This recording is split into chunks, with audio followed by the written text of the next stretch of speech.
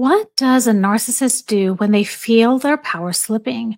They don't apologize, they don't retreat, they escalate. And right now, Meghan Markle is doing exactly that.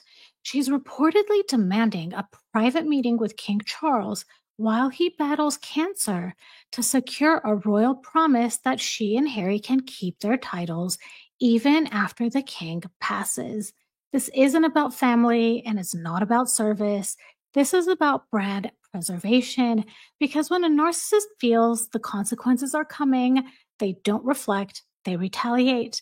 In this video, we're breaking down the panic behind the titles, the collapse of Harry's Diana founded charity, the power plays, the desperation, and why even the monarchy is finally saying enough, allegedly. This is no longer personal, it's institutional. And when a narcissist faces real boundaries, it's not just a scandal, it's a reveal. Before we begin, here's the intro. Welcome to Revealing the Narc. Join me as I highlight narcissistic traits in celebrities and public figures. Everything here is in my opinion and not professional advice. If you enjoy the analysis, please like and subscribe. So what we're talking about today is from this article that was just published about 8 hours ago in Radar, and it's titled Exclusive: Meghan Demanding Showdown with Cancer Hit Charles as Diva is Determined to Keep Them Royal once husband Harry's brother William takes the throne. Meghan Markle is said to be desperate to make sure King Charles does not make a deathbed ruling to strip her and husband Harry of their royal Sussex titles. We this has been such a discussion in our community. We know that, things are not looking good for them, and the sheer selfishness, if this story is true, and we're going to assume this story is true for our analysis, the severe self-centeredness, like, I can't with this woman. I seriously, I can't. I can't. Okay, let's get into the article. And you guys, the first word in this article, I think, tells you how entertaining this is going to be. So the article starts: Moaning Meghan Markle is demanding a summit meeting with cancer-stricken King Charles after learning of a palace coup to strip her and Prince Harry of their titles. Harry's elder brother, Prince William, wants to remove their prized Duke and Duchess of Sussex honors, and 43-year-old Markle is anxious that will torpedo her fledgling lifestyle brand as ever, Radar Online can reveal. And Markle wants to meet King Charles to receive assurances that their titles will not be removed even after the monarch's death. Okay, I'm going to go into some random commentary before I get into the commentary that I spent a deep amount of time preparing for this video. And first of all, moaning Meghan Markle, that's perfect. I love it. The second is, this isn't a palace coup. People have been talking about this stripping of their titles forever. And if this is true, that Meghan is saying that she's worried this is going to torpedo her fledgling lifestyle, she recognizes then that this is the most important part of her brand. She needs to keep it or she's done for. On top of all of that, she wants to meet with the current king to make sure the future king doesn't do something. It's incredibly undermining, I would say. Like, I'm picturing this if it was a work situation. Like, if I knew that I was going to be promoted to a certain position because someone was retiring, and there was someone that didn't want me to take a certain course of action once I was in that position, and they went to my boss to tell them, make sure that revealing doesn't do that. It's incredibly disempowering to me, as I am now going to be in that role. As if Prince William didn't have enough to be mad about with Meghan, I think here's just another example. The article continues: a source told us William is fuming the royal family is being tarnished from the fallout of bullying allegations leveled at Harry after he stepped down from his Africa Sentabale charity. A courtier told us Harry and Meghan are increasingly anxious about their waning influence in America, and news that Prince William is insisting they be stripped of their royal titles has plunged them into a state of panic. They should have been in a state of panic years ago. And from what I remember, and please, in the comments, you guys tell me if I have this information wrong, but the deal that was made was that Harry and Meghan would not monetize the Duchess of Sussex brand, and that's what they're trying to do. Although she's not using the Duchess of Sussex in maybe like on stamped on her products, but she's using that identity. It's a very gray line. Like she's really walking the boundary of that, in my opinion. The article continues, their titles represent their last vestige, sorry if I pronounced that wrong, of support in the US, and losing them would be nothing short of disastrous. Meghan needs the royal cachet to sell her as ever products. For Harry, such a loss would be devastating, and for Meghan, it would mean more humiliation plus damage to her brand and money-making potential. The mounting pressure is weighing heavily on her, causing her immense distress. She wants to meet with the king and get some assurances from him she and Harry will be able to keep their titles after he passes. Dude, what did you say about him in the Oprah interview? And sorry if I get that wrong, but I'm pretty sure it was the Oprah interview, or was it Omid Scobie's book where accidentally there was one version that leaked the name of whoever she was putting these allegations against? You expect him, after you did that, to stand up for you and make sure you keep your title? What motivation does he have to do that? The only motivation he would have to do that would be love of his son. But sometimes I think even that is not enough. Meghan has done too much damage. And actually, Meghan and Harry together have done too much damage. The article continues, it has been 5 years since the couple stepped back from the royal life. Harry cut yet another tie with his former royal persona when he was forced to step down from Santa Bali. Amid explosive allegations, the chair of the charity, Dr. Sophie, claimed the toxicity of Harry and Markle's brand had contributed to the decline in support for the charity, and accusing her of disrupting a polo match fundraiser in Florida last year when she appeared to decline to move away from Harry instead of making Dr. Chanduka awkwardly duck under the trophy to stand next to her instead. And we've all seen that video. I'm going to put that video here. But we've all seen it. It was incredibly rude of Meghan. There were a lot of logistical problems that happened when Meghan decided at the last second to attend this event. And on top of that, I don't know the facts and figures exactly, so if any of you know, please drop it in the comments, but the amount of money that was being donated to Santa Bali severely declined in 2020 after they left the royal family as senior working royals. The article continues, after the charity was hit by bullying, harassment, and misogyny claims, Harry announced he was resigning as a patron. In 2006, the royal co-founded Santa Bali, the charity he created in memory of his late mother, Princess Diana, and I'm going to go into this a little bit later in this video.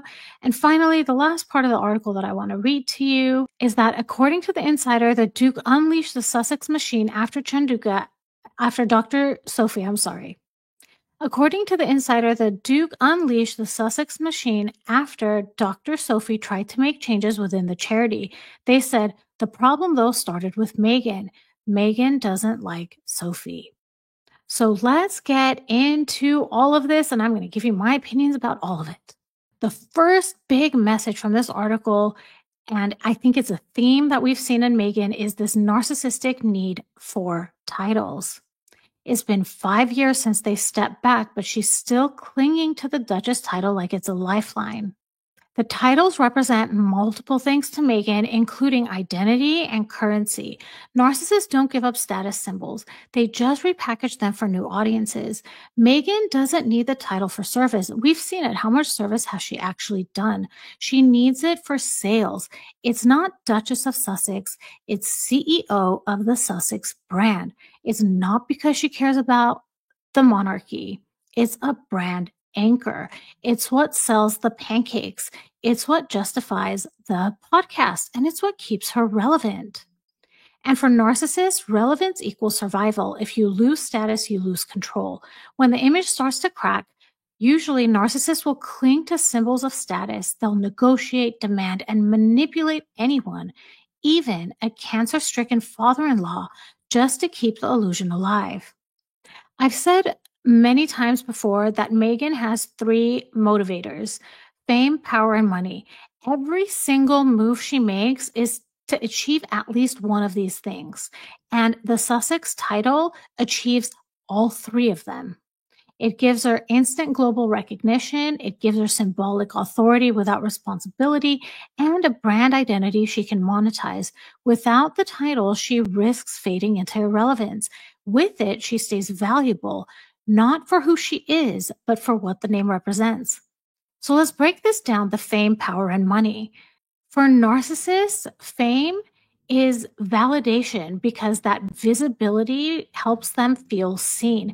It's not just about attention, it's proof that she exists in front of the world, in front of the eyes of the world. Narcissists crave visibility because their self worth is externalized. They don't feel real unless they're being watched, admired, and envied.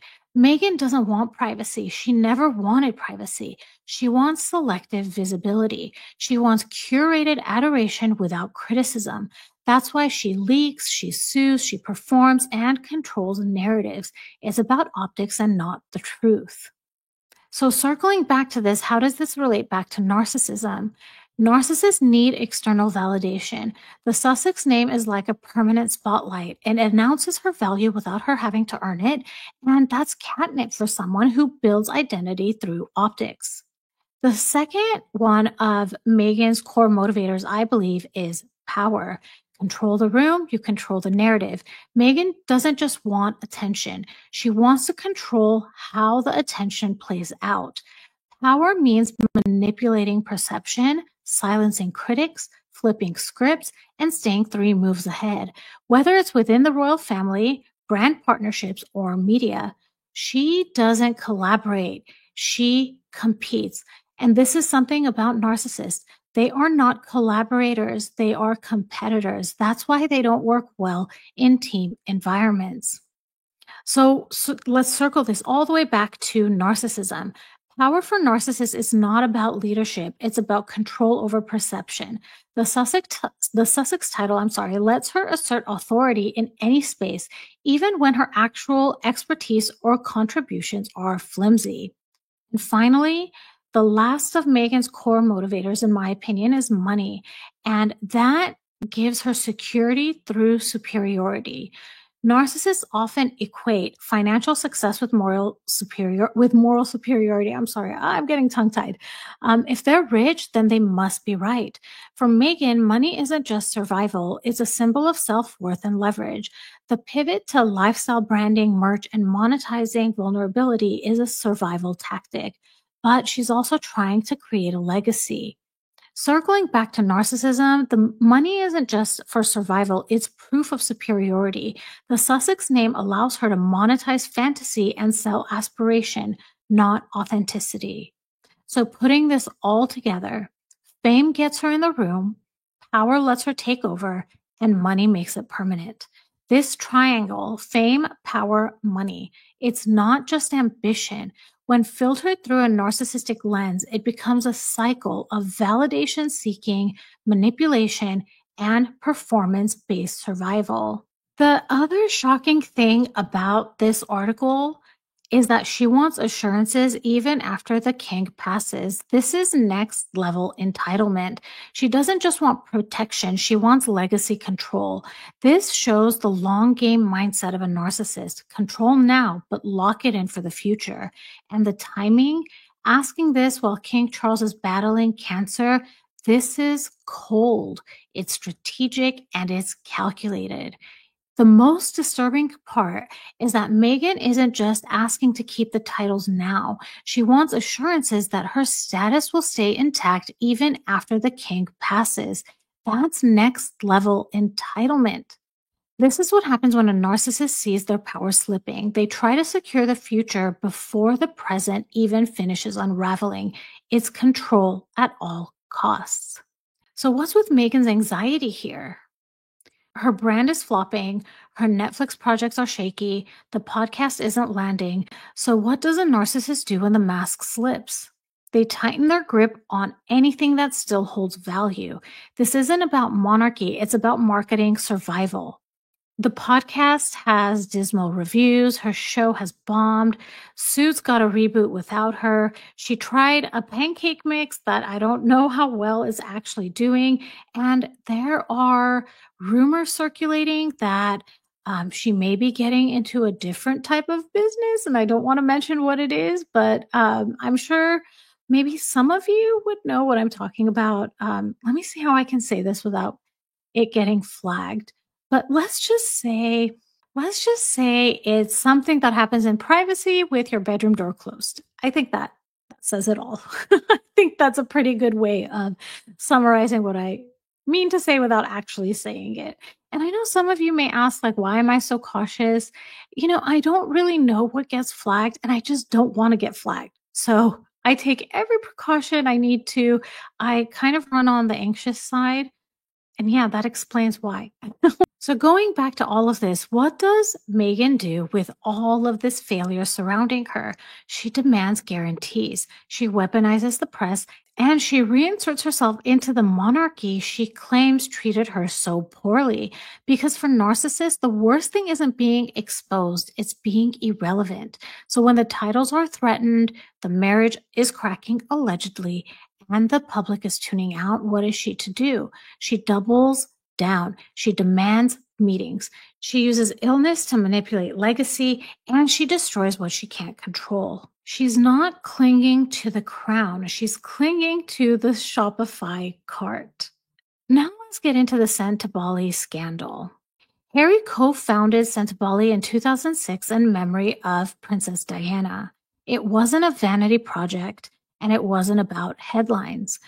It was one of the few things he's done that felt pure. It felt like real service grounded in grief and purpose. Now, I have read that there may have been allegedly from the beginning some shady things that happened with Sentebale. But for the purpose of this video, let's assume that his intentions were always good and it was truly, he founded it truly for real service, and it was grounded in his grief for his mother.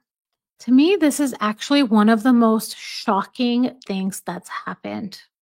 If there was one thing I could ever say about Prince Harry before he met Meghan was about how devastated he is and was about losing his mother.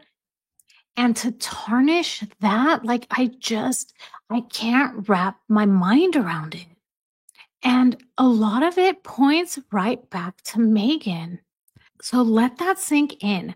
The charity Harry created to honor his mother is now collateral damage in a PR meltdown. This isn't just a charity scandal. This is what happens when a narcissist hijacks your healing. She didn't just undermine a cause. She infected something sacred, something built from Harry's grief. And now the legacy Diana helped inspire has been stained. Narcissists don't support your mission. For Harry, this wasn't just a project. This was Diana's memory, and now it's been reduced to ego games, photo ops, and damage control. That's not heartbreaking. That's horrifying. It all comes down to when a narcissist doesn't like someone, they sabotage everything. It starts out small. One quiet line like that was said in this article, Meghan doesn't like Dr. Sophie. And suddenly Dr. Sophie is publicly humiliated at a fundraiser. A prince resigns, a cause is overshadowed, and a mission gets lost. All because of a personal vendetta. This is what happens when a narcissist is in the room and doesn't like someone else in it. Because narcissists don't just avoid the people they dislike, they undermine them. They don't disengage, they disrupt. They don't let go, they burn it down so no one else can stand in it. And we have to ask ourselves, why didn't Meghan like Dr. Sophie? We don't have a public statement from Meghan, but based on consistent patterns, here's what I think are the most likely. Dr. Sophie is a highly accomplished, respected leader in her own right. She wasn't easily controlled, and that alone can threaten someone who needs to dominate every space. Meghan likely expected deference from Dr. Sophie and may not have gotten it. Narcissists often perceive neutrality as disrespect. This polo event that happened in 2024, the video had gone viral of Megan, the one I showed earlier, and I'll show it here again, when Megan does the pointing thing and makes Dr. Sophie stand on her others, where she's directing Dr. Sophie where to stand. That happens towards the end of this event. What I found, and I posted this video just a couple of weeks ago, and a lot of people have also been talking about this clip, is how in the beginning, as soon as Harry and Meghan enter the polo event, Meghan and Harry take a photo with Nacho and his wife Delphina. And then soon after that, Meghan and Delphina hold hands tightly and they walk off and they totally ignore Dr. Sophie. I've made a video analysis of my interpretation of what's happening here, but this is completely mean girl behavior. You can watch that video. I will link that in the description about how this, what can look subtle, actually speaks volumes. And what it showed me is that Meghan already didn't like Dr. Sophie. And that was like immediately as soon as Harry and Meghan arrived. The other thing that that shows us is in the video, Delphina supporting Meghan. When they reach for each other's hands, it's both of them together. Delphina reaches her elbow back, Meghan grabs on. And this shows that Meghan told Delphina what was going on. And Delphina is a flying monkey. A flying monkey is someone that gets caught up in a narcissist's web and does their bidding. And I talk a lot more about that in the video that I'll link in the description. And I'm going to ask all of you, have you ever watched someone ruin a project, a group, or a relationship just because they couldn't stand one person in the room? Let me know in the comments. That's not drama, that's control in disguise. And regarding this entire situation, this isn't about Meghan versus the media anymore. It's not Harry versus his family. This is about Meghan shielding the cracks. And what does a narcissist do when this happens? They don't apologize, they don't reflect, they retaliate. Demanding meetings with a dying king, negotiate legacy as if it's hers to trademark. Because for a narcissist, image isn't just currency, it's oxygen. And when the air runs out, they don't leave quietly. They try to take the room with them.